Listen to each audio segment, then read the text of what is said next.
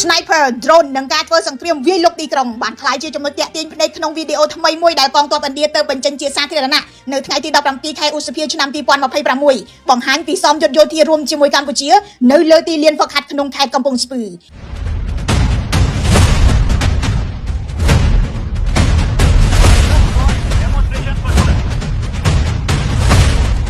វីដេអូនេះបង្ហាញទីហ៊ានកម្ពុជានិងឥណ្ឌាហ្វឹកហាត់ចម្រុះទាំងការបាញ់ Sniper ប្រើ drone ស៊ើបការចូលវាយលុកអាគារនិងប្រតិបត្តិការប្រយុទ្ធក្នុងតំបន់ទីក្រុងដែលជាទម្រង់សង្គ្រាមទំនើបកំពុងប្រើប្រាស់នៅក្នុងពិភពលោកបច្ចុប្បន្នសមយុទ្ធនេះមានឈ្មោះថា Sinbad 2 2026ប្រព្រឹត្តឡើងចាប់ពីថ្ងៃទី4ដល់ថ្ងៃទី17 ខែឧសភាឆ្នាំ2026នៅកម្ពុជាសេចក្តីប្រកាសព័ត៌មានរបស់ទ័ពឥណ្ឌាឲ្យដឹងថាសមយុទ្ធនេះមានទីហ៊ានឥណ្ឌាចំនួន120នាក់និងកងទ័ពកម្ពុជា160នាក់ចូលរួមភាគីទាំងពីរបានហ្វឹកហាត់លើការប្រយុទ្ធយ៉ាងកៀកកិតប្រើប្រាស់បច្ចេកវិទ្យា drone បាញ់គាំទ្រដោយអាវុធធុនតូចនិងសង្គ្រោះក្នុងស្ថានភាពបន្ទាន់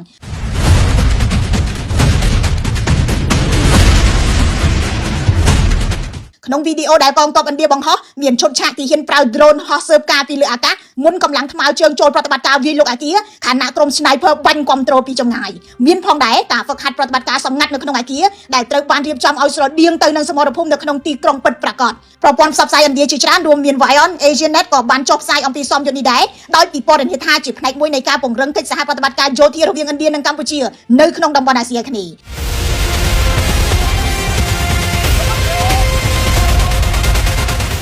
សមយុទ្ធ Sinbad ត្រូវបានមើលឃើញថាមិនត្រឹមតែជាការហ្វឹកហាត់យោធាធម្មតាទេប៉ុន្តែជាការបង្ហាញពីការកើនឡើងនៃទំនាក់ទំនងការពារជាតិរវាងប្រទេសទាំងពីរខណៈដែលការប្រកួតប្រជែងឥទ្ធិពលនិងសន្តិសុខនៅក្នុងតំបន់ Indo-Pacific កំពុងតែក្តៅឡើងគួរសម្គាល់ថាកម្ពុជានិងឥណ្ឌាមានទំនាក់ទំនងការទូតជាយូរមកហើយប៉ុន្តែក្នុងរយៈពេលប៉ុន្មានឆ្នាំចុងក្រោយនេះភាគីទាំងពីរបានពង្រីកកិច្ចសហការកាន់តែខ្លាំងលើវិស័យពាណិជ្ជកម្មទេសចរសុខាភិបាលការពារជាតិនិងបច្ចេកវិទ្យាការពង្រឹងសម្ព័ន្ធភាពជាមួយកម្ពុជាក៏ជាផ្នែកមួយនៃគោលនយោបាយ Act East ដើម្បីពង្រីកឥទ្ធិពលទាំងសេដ្ឋកិច្ចនិងយោធារបស់ឥណ្ឌានៅអាស៊ីអាគ្នេយ៍ផងដែរខ្ញុំរស់សុធាពី News Today NTTV